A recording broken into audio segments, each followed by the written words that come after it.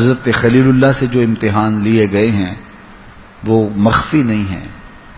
جلتی ہوئی آگ میں چھلانگ لگانے کا حکم نامہ ملتا ہے تو وہ مسکراتے ہوئے آگ کے شعلوں میں لپک جاتے ہیں. بڑا امتحان تھا، کڑا امتحان تھا، سرخرو ہوئے، کامیاب ہوئے، بامراد ہوئے. لیکن پھر ایک ایسا امتحان حضرت خلیل اللہ پہ ڈالا گیا، اگر وہ کو ہمالیہ پہ بھی ڈالا جاتا تو اس کا پتا بھی پانی ہو جاتا. پہلے تو اولاد نہیں ہو رہی تھی اور زندگی کی طویل بہاریں بیت گئیں.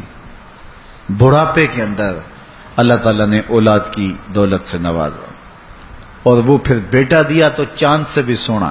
بیٹے کو دیکھا، ابھی آنکھ بھر کے نہیں دیکھا، اللہ کا ایک حکم نامہ آ گیا، آزمائش آ گئی. کیا کہ اس بیٹے کو اٹھاؤ، اس کی ماں کو بھی لو اور ایسی وادی میں چھوڑاؤ جہاں کوئی آب و دانہ نہ ہو. کتنا کڑا امتحان ہے. لیکن حضرت خلیل اللہ اپنے بیٹے کو لیتے ہیں، اپنی بیوی کو لیتے ہیں اور یہاں جہاں آج مکہ آباد ہے اس وقت سنگلاخ پہاڑ تھے، خشک پہاڑ، پانی کا کوئی چشمہ نہیں تھا، آبادی کا نام و نشان بھی نہیں تھا. اس وادی بے آب و گیا میں اپنے بیٹے کو چھوڑا تھا. حضرت خلیل اللہ فلسطین میں چلے گئے تھے. اتنے عرصے کے بعد بڑھاپے کا بیٹا حضرت خلیل کو ملا. پہلے حکم ہوا وادی ذی زرع میں چھوڑاؤ، چھوڑائے. اب بچہ 8 سال کا ہوا یا ایک روایت میں 13 سال کا ہوا. اب حکم نامہ جاؤ بیٹے کو ملو. مالک کھلونے لے جاؤں، کہا نہیں، ایک چھری لے جاؤ، ایک رسی لے جاؤ. اللہ اکبر. یہ کوئی فسانہ نہیں ہے، یہ کوئی کہانی نہیں ہے، یہ حقیقت واقعہ ہے. اس آسمان نے یہ منظر اپنی بوڑھی آنکھوں سے دیکھا ہے. حضرت خلیل اللہ چھری لیتے ہیں، رسی لیتے ہیں اور وہاں سے فلسطین سے سفر کرتے ہوئے مکہ المکرمہ میں یہاں پہنچتے ہیں. چھری اور رسی چھپا لیتے ہیں اور اپنی زوجہ سے ملتے ہیں، بچے کا ماتھا چومتے ہیں اور پھر کہتے ہیں جلدی جلدی میرے بیٹے کو تیار کر دو، اس کو دوست کی دعوت پہ لے کے جا رہا ہوں. حضرت ہاجرہ جلدی جلدی سے بیٹے کو تیار کرتی ہیں، سر پہ تیل لگاتی ہیں، کنگھی کرتی ہیں، مانگ سجاتی ہیں، سونے سے کپڑے پہناتی ہیں. شہزادہ تیار ہو جاتا ہے. حضرت خلیل اللہ اپنے بیٹے کو ساتھ لے کے منا کی وادی کی طرف چلنے لگے. شیطان نے کہا اس سے نازک موقع شاید مجھے مل سکے. حضرت ہاجرہ کے پاس آیا، کہا شہزادہ کدھر گیا ہے؟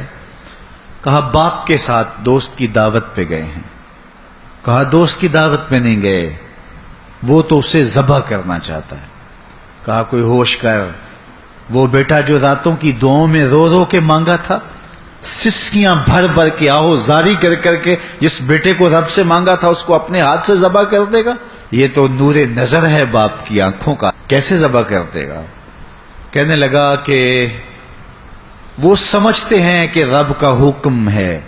تو حضرت ہاجرہ نے کہا ظالم تو کہیں شیطان تو نہیں؟ اگر رب کا حکم ہے، آج ہاجرہ کی گود میں ایک بیٹا ہے، کاش 1000 اسماعیل ہوتے، میں قربان کر دیتی. پھر حضرت اسماعیل کے پاس گیا یہاں سے نامراد ہو کے. اسماعیل کدھر جا رہے ہو؟ کہا باپ کے ساتھ، باپ کے دوست کی دعوت پہ جا رہا ہوں. کہا نہیں تجھے ذبح کرنے لے جا رہے ہیں. کہا کیا بولتا ہے، باپ ذبح کرے گا؟ اس کی آنکھوں کی پتلیوں پر میرا لکھا ہوا پیار دیکھ، اس کے دل میں میرے لیے دھڑکنے دیکھ، کیا وہ مجھے ذبح کرے گا؟ کہا رب کا حکم سمجھتا ہے. کہا آج میرے اس ناتواں بدن میں ایک جان ہے، کاش 1000 جان بھی ہوتی تو میں اس کے نام پہ قربان کر دیتا. خلیل اللہ کے پاس چلا جاتا ہے، کہتا ابراہیم رب کو منانے کے اور تھوڑے طریقے ہیں، ضرور بیٹا ہی ذبح کرنا ہے تو آپ پتھر اٹھا لیتے ہیں اور 3 موقعوں پر اس کو پتھر مارا. وادی منا میں باپ اور بیٹا پہنچتے ہیں. قال یا بنیا، کہا اے میرے بیٹے، انی ارا فی المنام، میں نے خواب دیکھا ہے، انی اذبحک، میں تجھے ذبح کرتا ہوں، میں تجھے ذبح کرنے کا خواب دیکھا ہے.